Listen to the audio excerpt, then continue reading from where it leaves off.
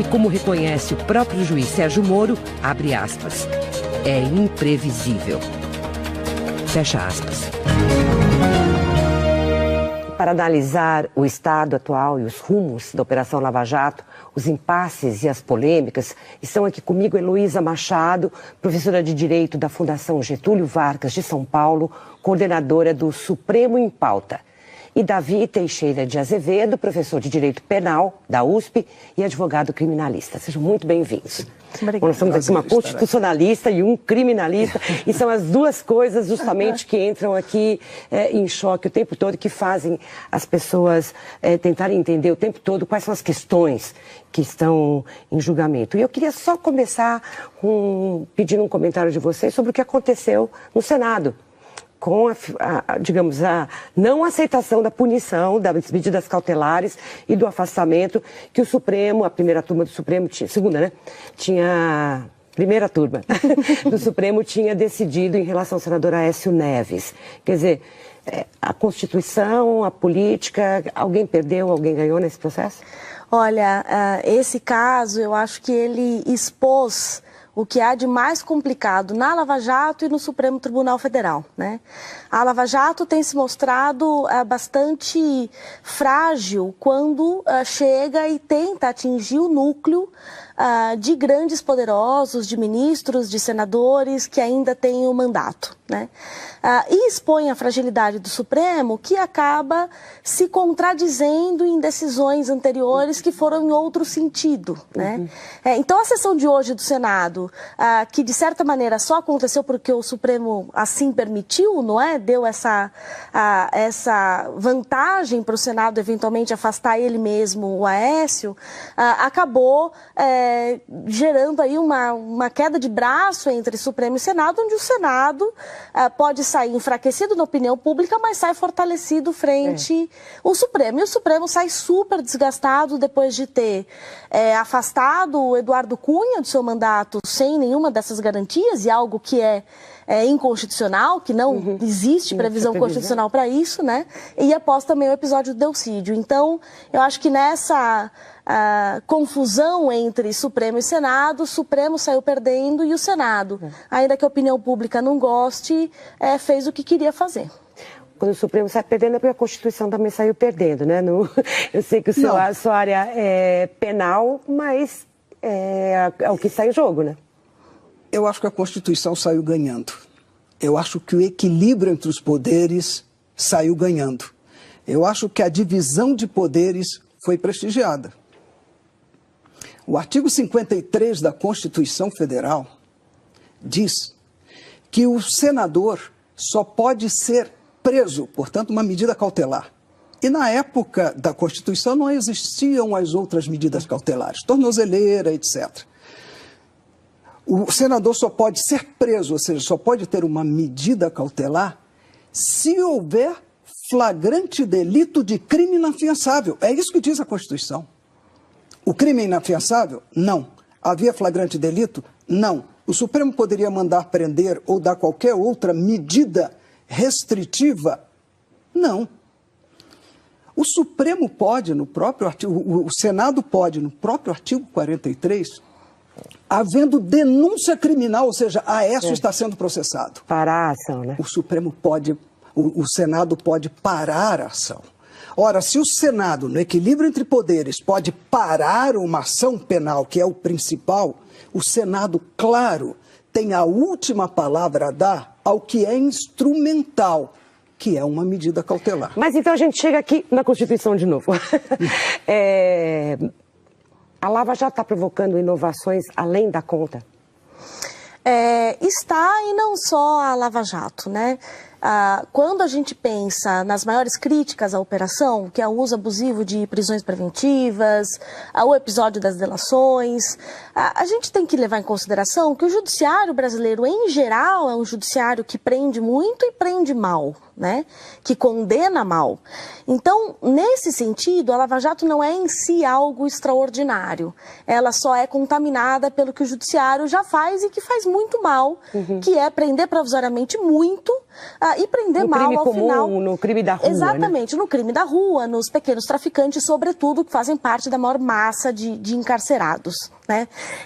Então, se você for pensar por esse lado, a Lava Jato tem problemas que são comuns ali ao restante do Poder Judiciário, né? Mas não é porque ela tem problemas que também os avanços que foram obtidos têm que ser desconsiderados, né? Eu acho que a gente tem que separar e acho o balanço que é formidável desses 3 anos e meio, faz parte de um né? aprendizado institucional, inclusive em relação às colaborações premiadas, que na minha opinião são um bom instituto. A gente sempre reclamou muito que se prendia para não investigar, né?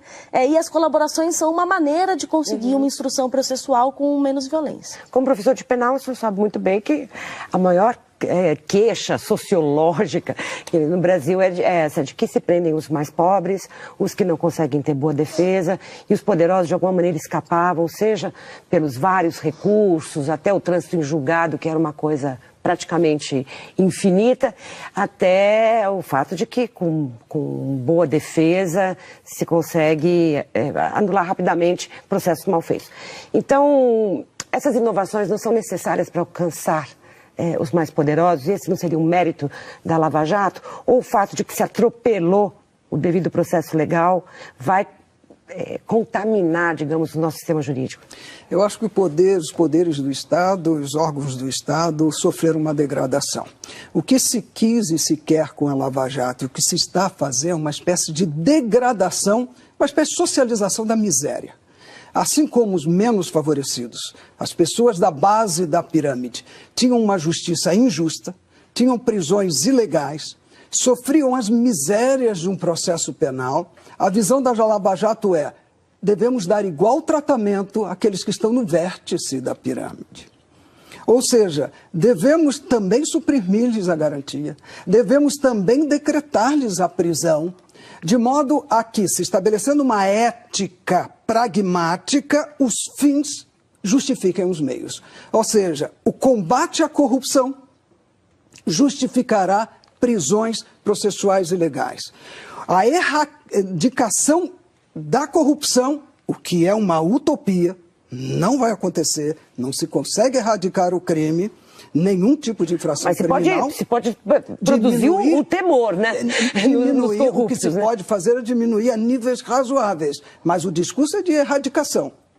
Não se podem tolher as garantias e direitos fundamentais. Lava Jato prendeu-se para delação? Evidentemente prendeu-se para delatar.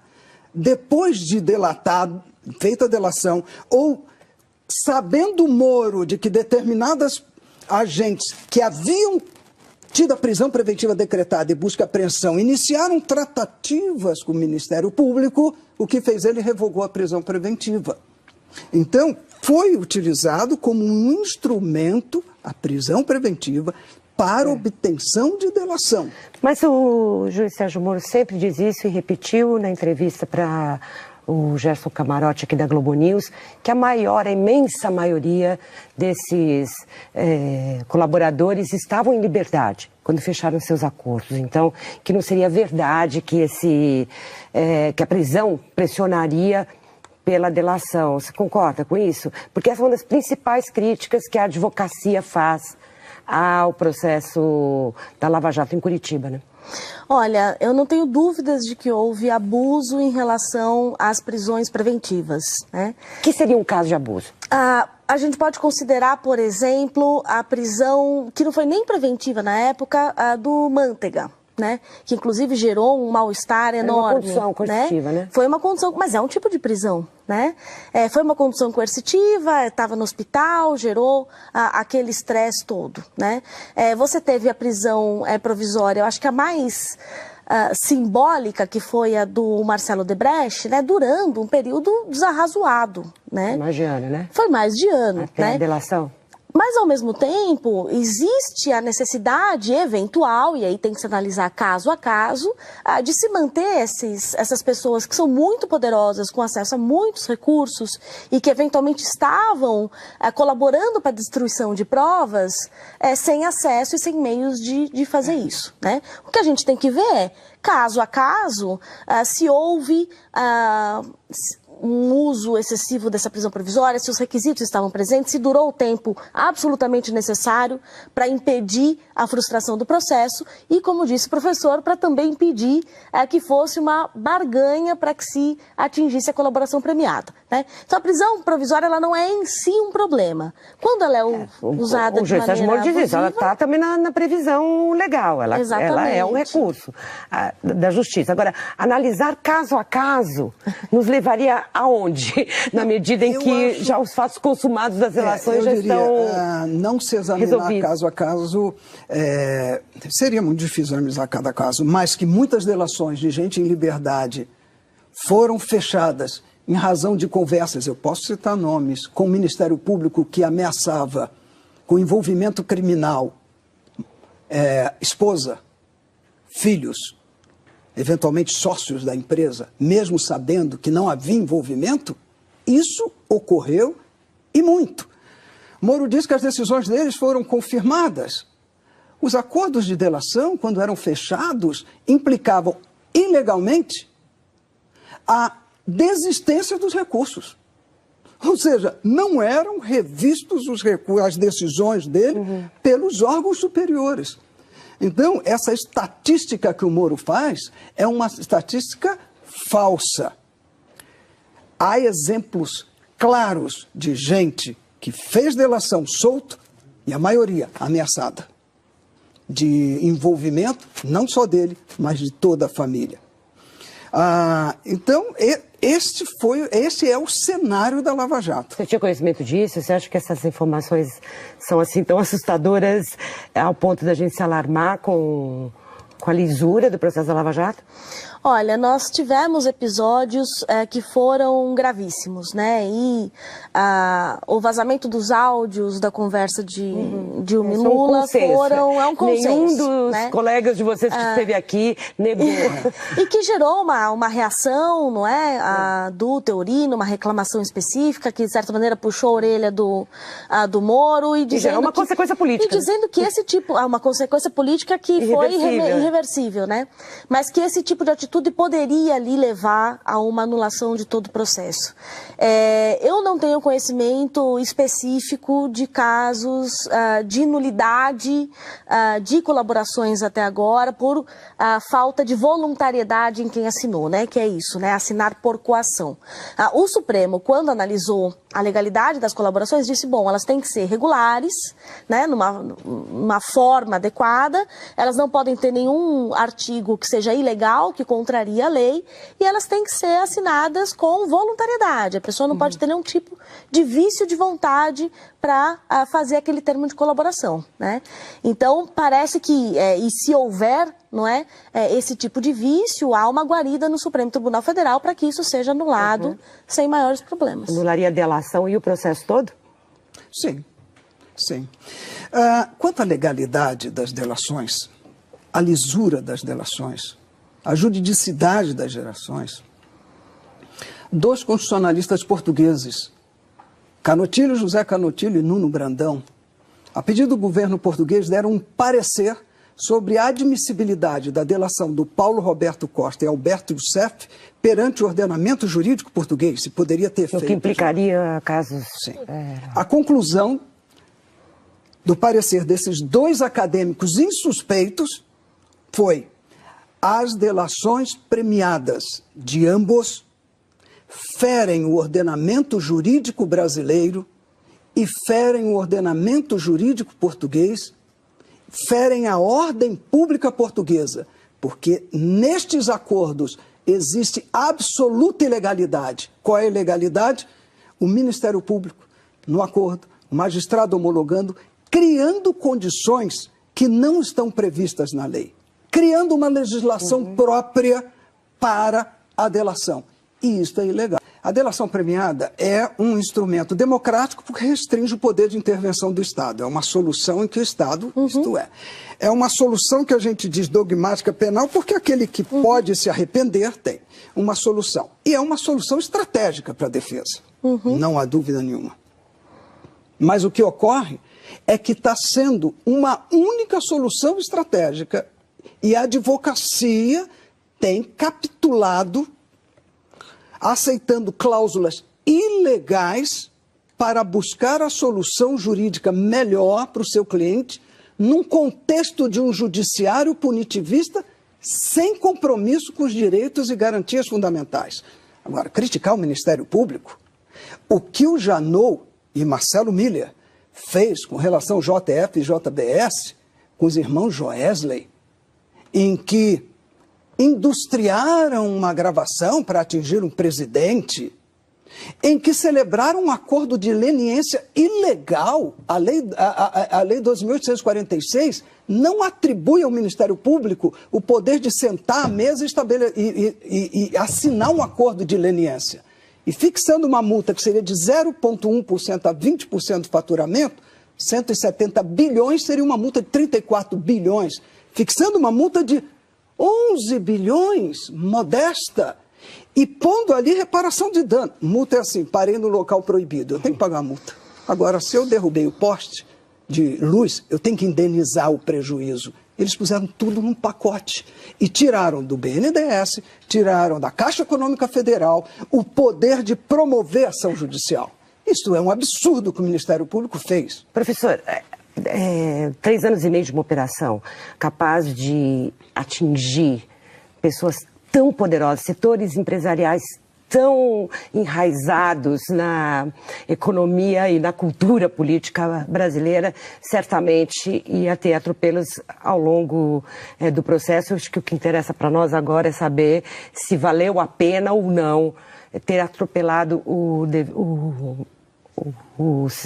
processo legal em função dos resultados. É isso que eu gostaria de ouvir de vocês. Quer dizer, o balanço até aqui é de que valeu a pena tudo isso que foi inventado, inovado com a Lava Jato e que perspectivas a gente tem para frente.